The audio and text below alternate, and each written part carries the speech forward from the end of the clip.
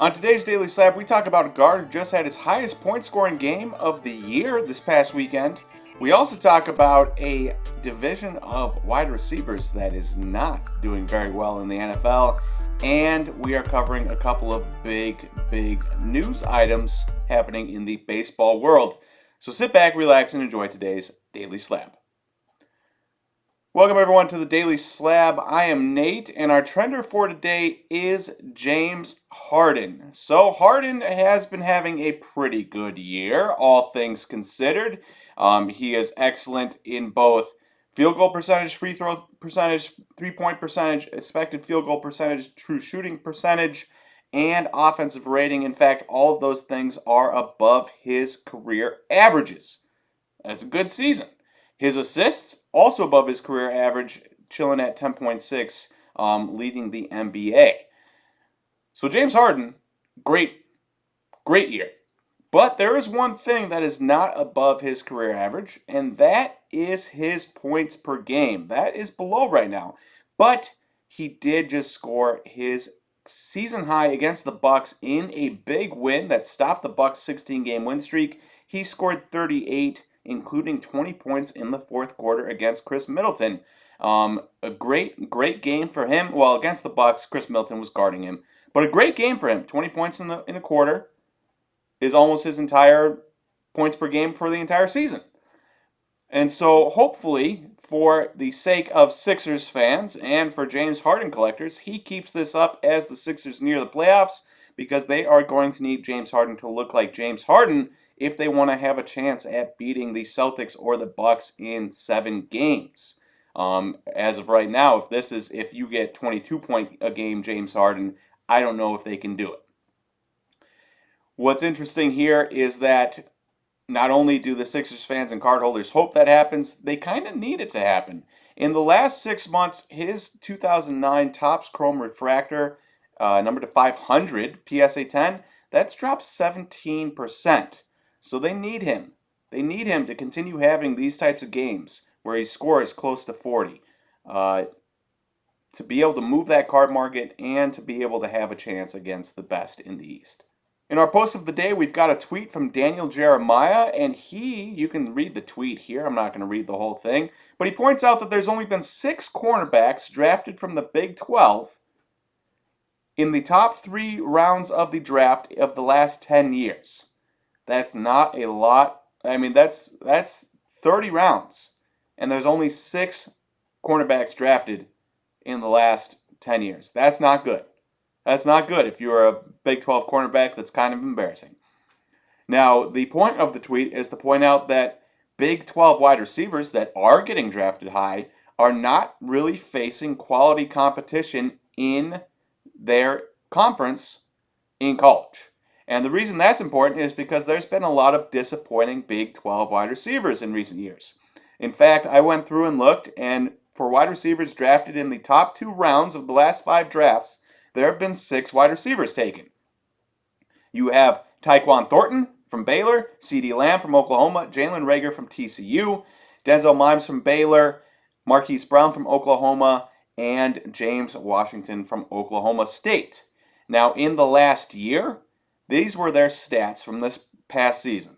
Tyquan Thornton, 247 yards, 2 touchdowns, 13 games. That's kind of disappointing. CeeDee Lamb, 1,359 yards, 9 touchdowns, 17 games. That's a great year. No doubt about it. One of the best wide receivers in the NFL. Jalen Reagor, 104 yards, 1 touchdown, 17 games. That's a pitiful year. Denzel Mims, 186 yards, 0 touchdowns, 10 games. That's also a pitiful year. Marquise Brown, 709 yards, 3 touchdowns, 12 games. Obviously, if he gets those extra 5 games, he's probably a 1,000-yard wide receiver. But it's not like the most spectacular trade a first-round pick for him type year that he had there down in Arizona. And then James Washington, 0 yards, 0 touchdowns, 2 games he appeared in.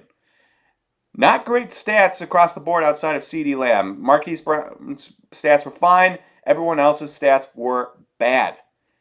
And it's interesting here because if you look at prices as well, it kind of pinpoints the prices here. Or pinpoints the problem here, is that 2022 Illusions Mystique Rookie Auto number to 1.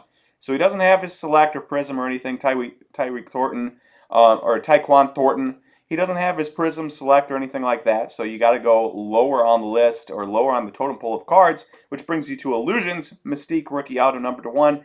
It's a 101 auto. It sold for $61 on February 22nd. Jalen Reagor, 2020 Immaculate Rookie Patch Auto number 99 BGS 9.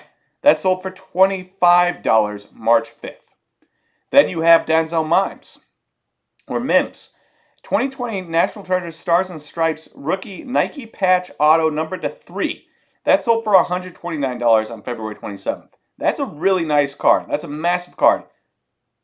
Not a massive price. Then you have James Washington, 2018 Select Horizontal Rookie Gold Patch Auto, number 10. That sold for $30 on February 20th. The same card, just a year later, 2019, as opposed to 2018, for Marquise Brown, that sold for $49 March 1st. Marquise Brown was a former first-round pick who was traded for a first-round pick. He's got a gold Select Patch Auto selling for $49, number 10. And then you have CD Lamb. He's the best one. 2020 NT Rookie Tag Patch Auto number 1, selling for $5,049 on the 16th. But if you want a more reasonable card, his same exact 2020 Select Gold Rookie Patch Auto number 10 horizontal, that sold for $385 on January 14th. So the other cards that sold for $49 and $30, this for Marquise Brown and for James Washington, his sold for $385. So you can see the price discrepancy there. We're looking at what? 1 star wide receiver, 1 decent wide receiver, Marquise Brown, and 4 disappointments out of the 6 draft picks. And it kind of shows you that, yeah, this tweet had something going for it. There has been a lot of Big 12 disappointments from wide receiver standpoint. And if you are investing in wide receiver classes going forward, this is something to keep your mind on, is that, hey, is he from the Big 12? Do I want to risk it? If the answer is no, then I wouldn't invest in a Big 12 wide receiver. And then in what's happening, the Jackson Holiday Superfractor 101 Bowman Chrome Auto from Bowman Draft was hit just this past weekend by Filth Bomb Breaks. You can see it here. Massive, massive card. Just absolutely disgusting. And I don't know how much it's going to go for, but I hope it goes to auction so I can see. My guess is it probably goes north of $200,000, but south of $250,000. Maybe I'm severely overvaluing it, but I just feel like there's a lot of Jackson Holiday hype. I guess, I don't know. I think $200,000 or a little bit above. That's my guess. Let me know your guess in the comments below. And then lastly, there's also some big news in the baseball world from a non-card standpoint, and that is Julio Rodriguez signed with Adidas, which is interesting just because kind of cool to see a young up-and-coming player like that get a deal so quickly from a major company. So hopefully that means good things for him and maybe potentially good things for cards moving forward. It'd be kind of cool to see some Adidas patches in that on those cards and stuff. So we'll see what happens there, but congrats Julio on that as well. And that is all I have time for today. Thank you everyone who watched this video. If you liked it, please click the like and the subscribe button. Helps us get this video out to more card collectors like yourselves.